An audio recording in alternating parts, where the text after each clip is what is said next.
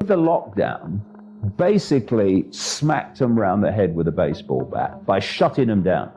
And now they're opening or giving the opportunity to open some of them, those that haven't gone out of business in the meantime. And what they're actually doing symbolically is, having hit them round the head with a baseball bat, they're now letting them bleed to death.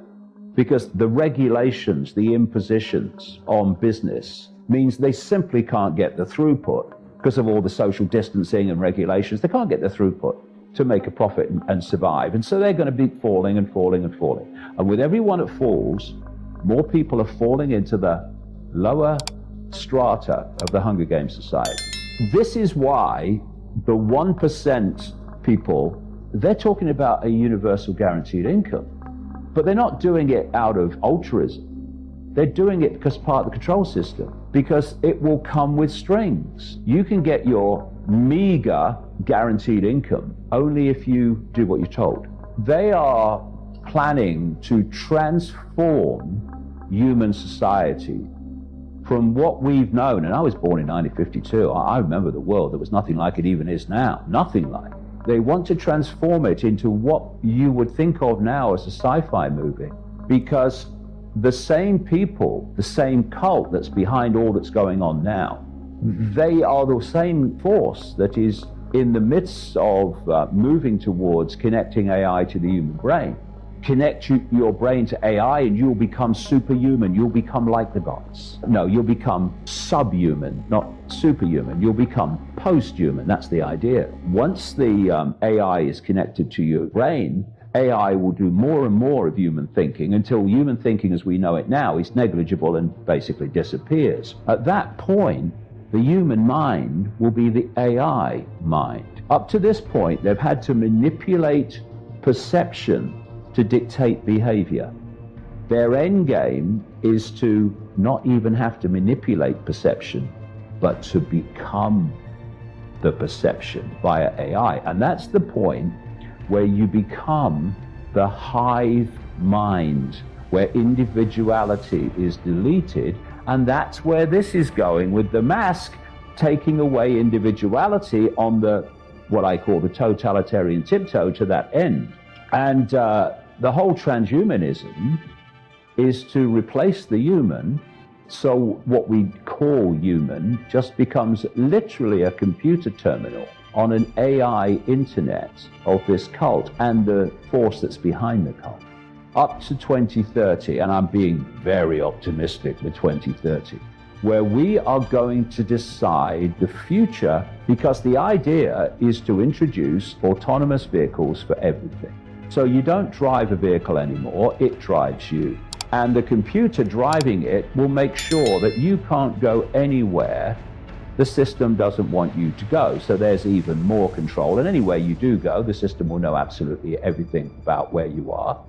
Every conversation in the car will be accessible, etc., etc. And of course, you can't have an autonomous car that runs with a petrol engine. So it has to be electric. The whole system has to be electric. So what they've done is they've introduced this other hoax called human-caused climate change, which allows them to centralize power and dictate from the center to save the world. You look at what the centralization of power because of the centralization of power because of the human-caused climate change, we must save the world, and the same force is behind both. And of course, the human-caused climate change is a massive woke agenda. And they've orchestrated that woke mentality to push it through Extinction Rebellion and all these things. But to save the planet, we must go to electric cars. There's nothing to do with save the planet. It's making that transition from the petrol engine to the electrical system, which becomes the autonomous vehicle. Those autonomous vehicles are coming down the line very fast, which is why I say this interim period of a drivable electric car is going to be quite short in their plans. And all over the country now, they are changing the nature of the motorway system, what you call the freeway system in America, and they're calling them smart motorways. And they're changing them in ways that are dangerous. And people can't, why are they doing that? It's so dangerous. They're changing the system of the road system of Britain for autonomous cars. That's why they're doing it, not for vehicles that we have now. I presented a video in the 1990s about my research and work at that time pointing out that the plan was to create the very society that's been so fast emerging in 2020.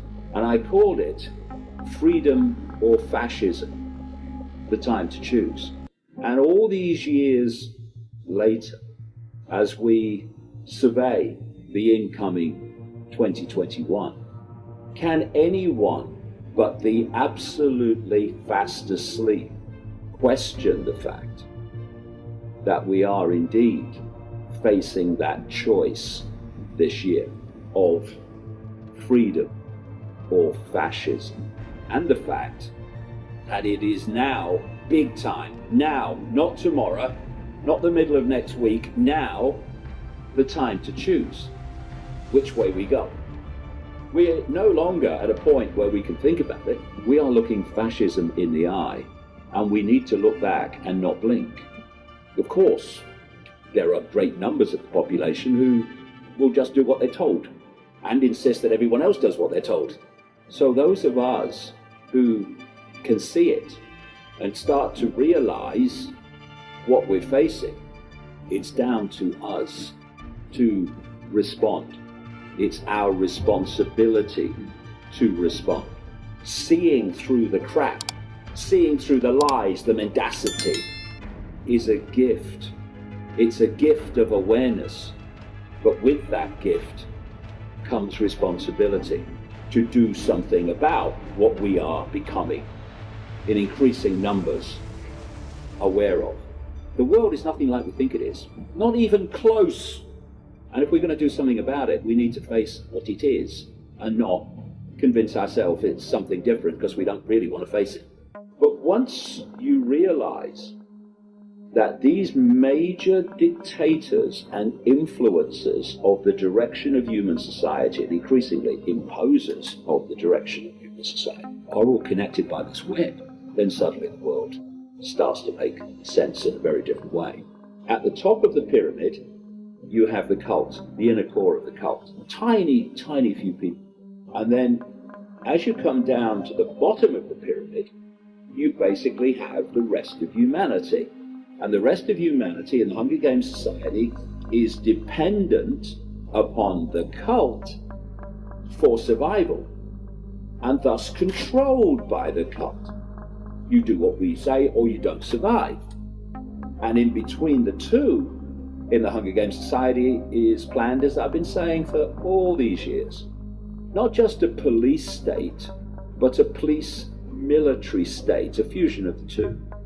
And that is there to impose the will of the cult few upon the global population and to stop the global population rebelling against the cult few. Because once you control human perception, you control human behavior.